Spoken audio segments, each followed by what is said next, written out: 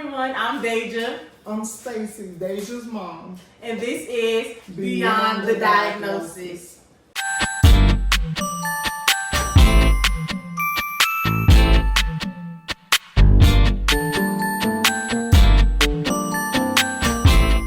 You know she's gonna look different when we bring her back up. When she come back up, she will be on life support. When they brought her back, it was like all hell broke loose. They brought Deja up from the biopsy. Once they brought her up from the biopsy, we were told that she lost oxygen to the brain for like 8 to 10 seconds. So from that point, I'm like, what does that mean? Is she gonna be brain dead? And the doctor told me, we don't know. And from that point, I'm like, what do you mean we don't know? So what is it that we should expect? My husband and I, and of course, Deja as well. So he said we just got to take it day by day, minute by minute. And when they brought her up, she was asleep. She was still asleep. So the doctor was like, we just want to see if she responds. So now describe how I looked when I came up. Like you said, I was asleep. And tell them how my appearance was. Oh yeah. So when they brought Deja up, she was connected to this machine called ECMO. So we're gonna insert a picture of how I looked before I went into surgery versus after on how I looked, because I looked totally different. Remember y'all, I said I looked fine before I came into the hospital. So now, okay, so now when I came out of the biopsy, I look totally different. Okay. Yeah, and the doctor had already warned us, my husband and I, Deja's dad, and I, that she's gonna look different when they bring her up. She's connected to a life support machine, which is called the ECMO machine. And when they brought her up on the ECMO machine, she was connected to this machine that was an artificial heart, artificial lung, artificial kidney, and she had to have 4 nurses around the clock to take care of her when she was on the ECMO machine. And they couldn't give us a time frame how long she was going to be on the ECMO machine.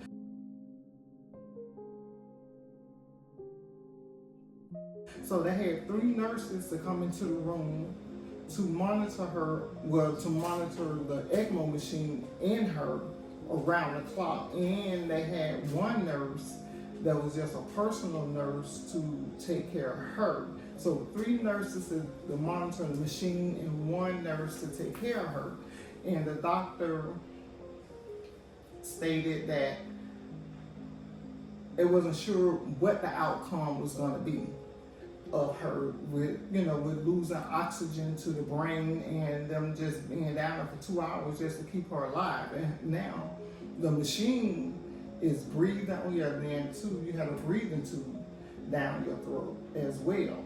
So, and the doctor couldn't give us any type of expectation to have.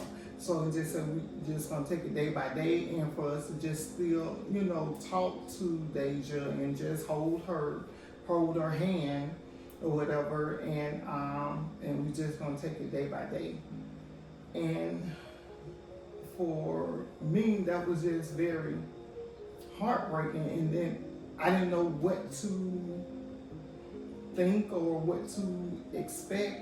And also too, while you was on the ECMO machine, because at first for that one night, we was able, we all was in the same room, sleep in the same room. But when they brought you up on life support on the ECMO machine, it was like it wasn't enough room for us to be in the room with you anymore, to sleep in that room. So they gave your dad and I a room for ourselves, which they call the sleep room for the parents. So at this point, we living inside the hospital because I wasn't leaving. Right. So now we're assigned to a sleep room in the hospital. So that's where we stayed because we couldn't stay in a room with you anymore. We can just visit, but we couldn't stay because this machine had so much going on and so many people in that room 24/7. So from that point, I, just constantly would just talk to you and just see if you would respond. Like the doctor told me, like, well, we just gonna see if she's gonna respond back, because at this point we don't know your brain function. Then at that point, I remember when the doctor had asked you to squeeze his hand, and you squeezed his hand. Was that on the same day? Yeah, the same day of the ECMO. Well, probably like an hour or so later, maybe the medicine, wearing off and stuff. And he asked you to squeeze his hand, and you squeezed his hand. And I just started smiling. I started smiling and crying at the same time, which, Okay. I don't know if I can. And this just said, man, don't really talk about it. I'm sorry. It's okay. But you squeezed his hand. Your dad and I were so happy because we saw progress. And after that, we're like, okay, that's something. That's something. And as the day go by, we just took it, minute by minute, hour by hour. And just hoping and praying that God see us through this. To see you through and bring you through this. And as the day went on, that was that. And that was that Monday from the biopsy when they brought you up. So Tuesday went by, still the same. You responding, but not sure how it was going to go, and you was on a lot of drugs, and you drugged up and still, giving you medicine, treating your cancer. Now I'm talking to the oncologist about your cancer treatment, but also too, like I told the oncologist, I'm not even worried about your cancer because the medicine, the chemo, gonna do what it's supposed to do. Right. Now I just have to worry about keeping you alive and how you're gonna be once you come out of this. So cancer is not even my biggest worry now. That's not our concern now, because the chemo gonna do what it's gonna do. Now it's just everything else. Right. And I remember by that Wednesday, I was like, had to come to grips and accept what our new life was, and still uncertain on how the outcome was going to be. And I just had to have my own personal conversation with God. I had to have my own conversation with God and let God know that I'm okay. I'm okay with the outcome, whatever that outcome may be.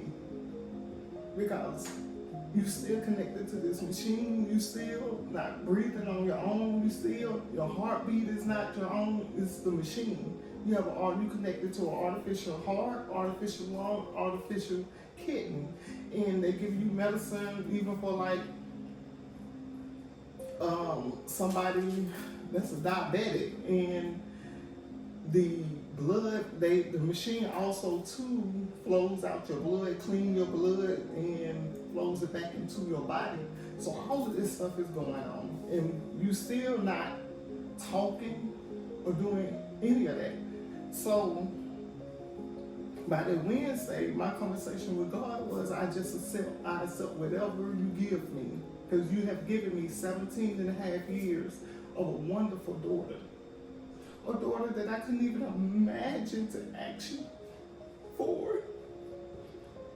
That's what you gave me. So whatever the outcome is, I accept it. I accept it. And that was my conversation with God. I'm sorry, baby. But after I had that conversation with God and I came back into the room, and the doctor told me, he was like, her heart is out pumping the machine. Her heart is out pumping the artificial heart. So now we just got to take the artificial heart from the machine. We had to disconnect you from the artificial heart, but you still have the artificial lung and the artificial kidney. So that was like 2 days from that Monday to that Wednesday. Okay. So when they told me that, I'm like, God, I see you and I hear you. I'm like, I see you and I hear you.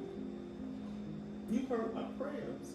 Mm-hmm. And you heard me say, I accept anything you give me. Right. And you start responding more. You start responding more. And I'm like, God, I see it. I hear you. And when the doctor said we're going to take her down to surgery to disconnect the heart from her, I'm like, okay, we got 2 more to go. We got the kidney to go and the lung to go. Because they used to x-ray your lungs. I would say it felt like every day because your lungs had collapsed.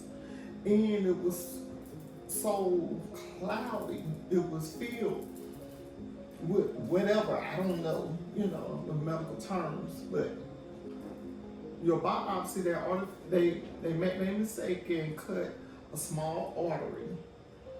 And how when they didn't realize that at that time. I remember that the same night, that Monday night, it was really Monday night, Tuesday morning, like 2 or 3 o'clock in the morning, they came and knocked on the door where the doctors, it was just about 3 or 4 doctors they came knocking on the door at the sleep room your dad and I was in, and said they have to have emergency surgery on you because they realized the artery was cut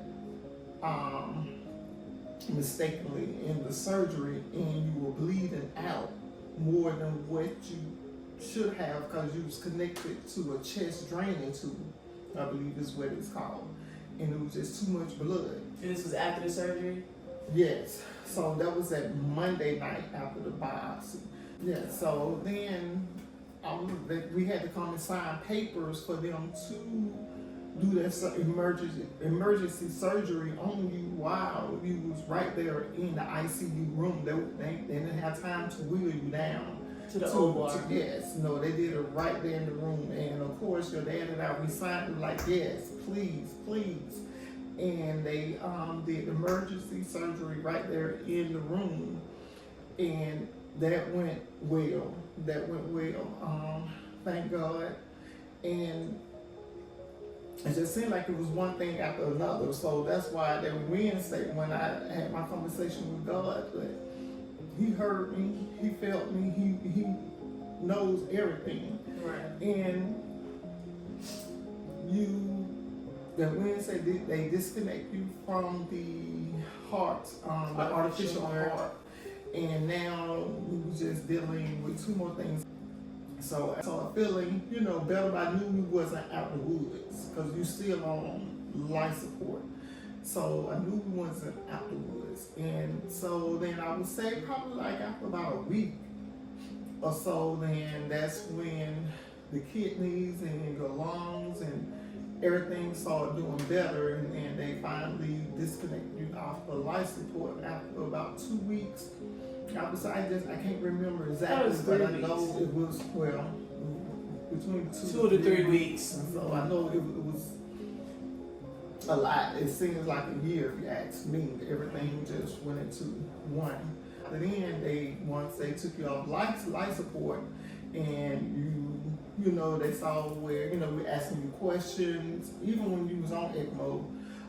Asking you questions like your name and my name and just do you know where you are, but you did wake up because when you woke up and you was able to talk, you asked me and your dad, you said, what happened?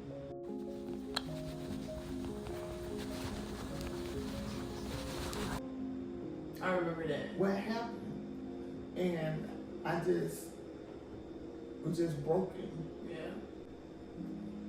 Yeah, so, and I was, didn't have an answer either on what happened. When you replied, what did I say? Did I just go back to sleep? Was I drowsy, or No, am I still up, or concerned? You were still up and you were sad, and I could just tell in your eyes you were sad and you was confused, trying to figure out what's going on. But in my mind, I'm thinking, she okay.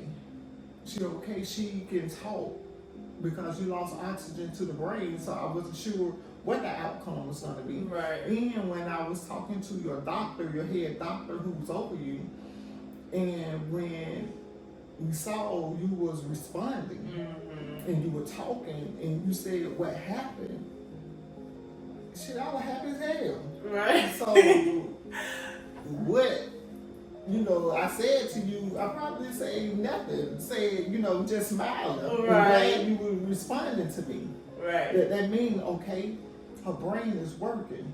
I want to also mention this, that, and let's not forget that you were the first patient that they had on ECMO that they kept awake. Because normally when the doctor had a patient on ECMO, they would put them in an induced coma. So you were the first patient that they had was awake. So the way they took care of you, it was very tedious. Yes, and unique for them because this was something new. Right. For them. Which can be scary because you don't know how that will turn out. Right, and plus too, they didn't need for you to move too much either. Right. And yeah, y'all, and that's why it's very traumatic because, like I said, I seen everything. So forget about the cancer part. Yes, I had cancer, but just all of this going on at the same time, it's like I didn't know what was going on. Honestly, I kept asking, why am I here and what's going on and what is this?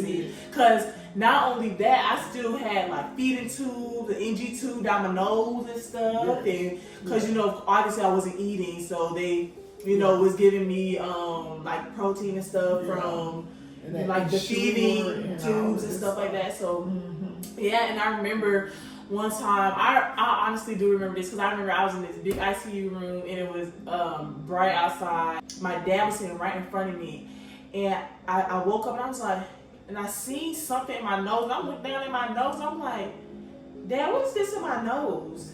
He was like, Dad, you know what that is in your nose. And I'm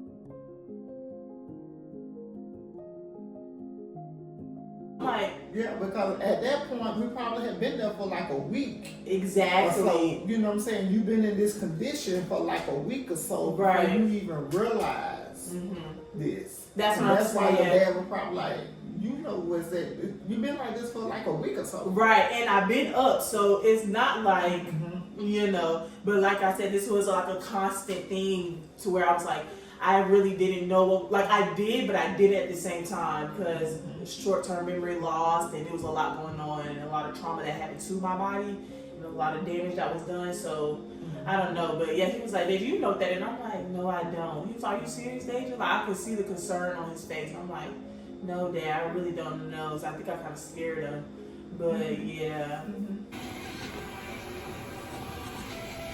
Hello, that is Deja.